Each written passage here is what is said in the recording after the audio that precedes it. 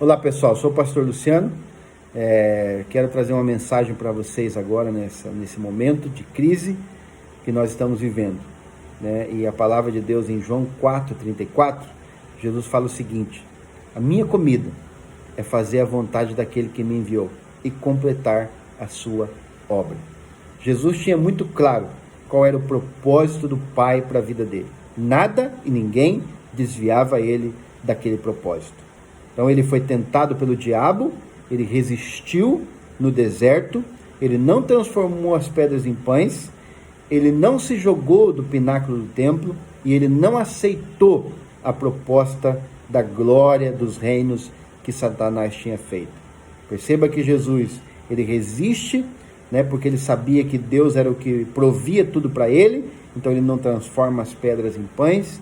Ele não aceita a proposta da glória, porque ele tinha claro que em Adão, né, tinha sido entregue a Satanás todas as glórias desse mundo, por isso que o mundo está no maligno, mas ele tinha claro que para reconquistar isso, assim como Adão desobedeceu, ele seria então o segundo Adão, que através da obediência ao propósito, ele poderia reconquistar tudo aquilo que o ser humano havia perdido.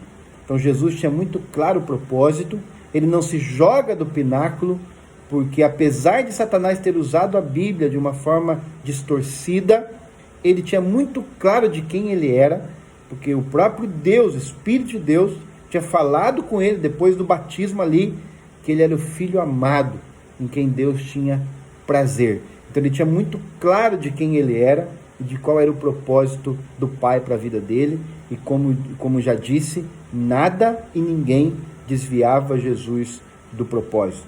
Em outro momento, em Mateus 16, né, Pedro tenta tirar Jesus do caminho da cruz, quando Jesus declara outra vez o propósito, porque Jesus sempre estava declarando qual era o propósito da vida dele, sempre dizendo que ele tinha que ir para a cruz, ele tinha que sofrer, porque depois da morte ele ia ressuscitar no terceiro dia. Então ele deixa isso muito claro para os discípulos, porque quem tem um propósito claro sempre estará falando do propósito, porque é o propósito que conduz a nossa vida. E ao falar outra vez desse propósito, Pedro começa então a reprovar Jesus e dizer: não, isso não vai te acontecer. E Jesus então fala para ele: arreda, Satanás, porque não cogita das coisas de Deus, e sim dos homens. Ou seja, Jesus, ele rejeita toda e qualquer possibilidade de desviar-se daquele grande propósito do Pai para a vida dele. Jesus continua o caminho dele até a cruz, até a morte e a ressurreição. Jesus também é tentado na alma dele, né? Quando ele está lá no Getsêmani, é muito interessante, porque justamente Getsêmani significa o lugar de prensar azeitonas, ou seja, onde se extraía o azeite das azeitonas. Jesus está sendo literalmente pressionado, né, espremido, massacrado pela tentação na sua alma de desviar-se do propósito. Por isso que ele vai falar para os discípulos: olha, vocês fiquem aqui, orem comigo, vigiai e orai, para que não entrem em tentação. E ele volta, vê os discípulos dormindo, fala de novo para os discípulos, porque ele tinha isso muito claro na alma dele, que a tentação de sair do propósito, de sair do projeto do Pai, era muito forte. Jesus sente isso no seu corpo, ao suar sangue naquele momento ali, resistindo àquela tentação de abandonar o propósito do Pai. Mas como eu disse, Jesus estava muito claro naquilo que ele tinha que fazer. Todas essas pressões do diabo, essas pressões de pessoas próximas, como o próprio Pedro, e as pressões da sua própria alma, não impediram Jesus de chegar ao propósito de salvar a humanidade através do derramamento do sangue naquela cruz, da morte e da ressurreição. Amados, aprendemos com Jesus que nós fomos chamados para viver guiados pelo mesmo propósito. Nós podemos ter sim mini propósitos na nossa vida, querer conquistar, querer crescer no trabalho, querer estudar, querer conquistar nossa família, tudo isso é válido, mas o que deve nortear, o que deve guiar nossa vida é o propósito de Deus. Assim como Jesus também disse em outro momento em Mateus 6, né, que nós deveríamos buscar o reino de Deus em primeiro lugar, e todas estas coisas serão acrescentadas. Ou seja, Deus vai acrescentar aquilo que verdadeiramente a gente precisa. Não talvez as nossas vaidades, não os nossos sonhos que são dispensáveis. Então Deus não tem obrigação de fazer com que eles se cumpram. Deus quer cumprir o propósito dele na nossa vida. Eu tenho certeza absoluta que nesse tempo de crise, Deus está como que peneirando aqueles que verdadeiramente andam no propósito, né? Deus está sondando o nosso coração. E se nós realmente mantemos o nosso foco no propósito de Deus, de agradar a Deus, de fazer a obra de Deus, de realizar os sonhos de Deus e não os nossos, nós seremos os mais felizes nesse mundo, né? O apóstolo Paulo, em outro momento, ele vai dizer que se a nossa esperança se resume somente a essa vida, nós somos os mais infelizes de todos os homens. Ou seja, se os nossos propósitos são apenas materiais, terrenais, se os nossos propósitos são apenas propósitos egoístas, consumistas, materialistas, nós vamos ser infelizes, porque vamos ter muita frustração. Quantas pessoas andam frustradas? Quantas pessoas abandonam o caminho do Senhor porque não conseguiram conquistar os seus sonhos, os seus projetos, né? E na verdade queriam usar Deus para cumprir os seus próprios projetos.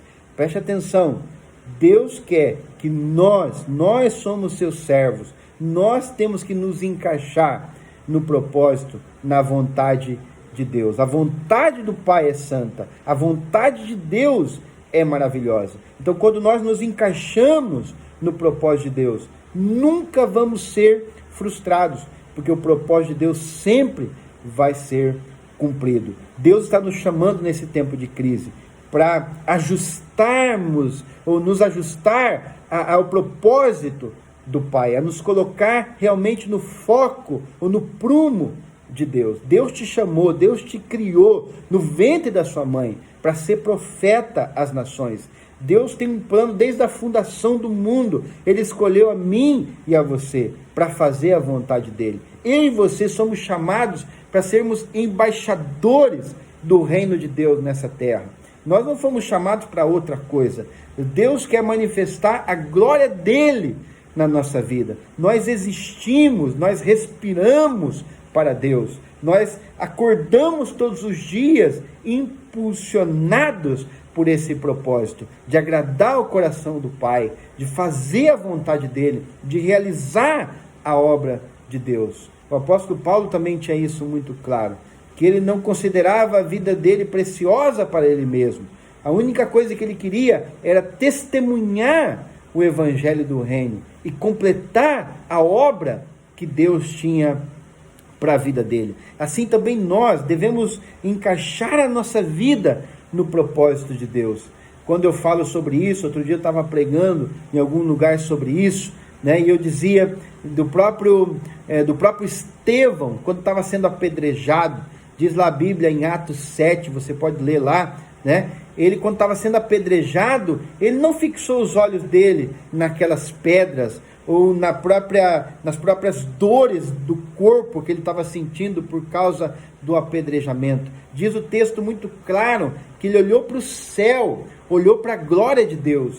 E então ele pôde até liberar perdão naquele momento onde ele estava sendo apedrejado. Amados, nós sendo torturados o dia todo por situações de provas na nossa vida, nós devemos colocar os nossos olhos em Jesus, aquele que venceu a morte, aquele que ressuscitou ao terceiro dia, colocar os nossos olhos na eternidade. E por mais que não consigamos conquistar todos os sonhos que nós imaginávamos importantes, por mais que tenhamos frustrações em nossa vida, por mais que vejamos injustiças nesse mundo onde nós vivemos. Nós não estamos com os nossos olhos fixados nesse mundo, nós não somos daqui, nós somos cidadãos do céu. A nossa pátria não é aqui, a sua pátria não é o Brasil, a nossa pátria não é esse mundo aqui, a nossa pátria é a Jerusalém, o novo céu, a nova terra que Deus já nos prometeu. Não é ser alienado, não, isso.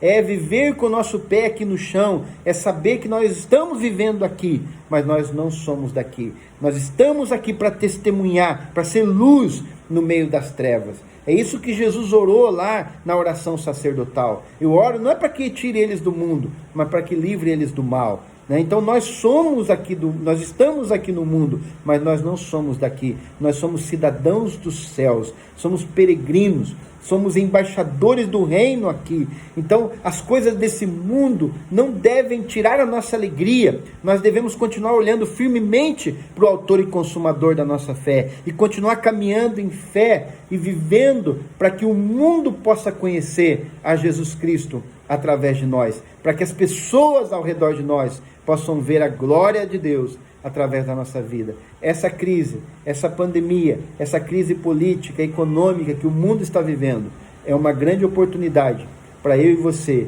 através dos meios das mídias sociais, poder testemunhar Jesus Cristo e mostrar ao mundo que em nome dele nós fomos realmente enviados para ser diferentes, para não nos deixar levar pela mesma onda que todos estão sendo levados. Que Deus possa te usar, que Deus possa te abençoar, te fortalecer e que você possa ser luz no meio das trevas. Que Deus te abençoe. Grande abraço a todos.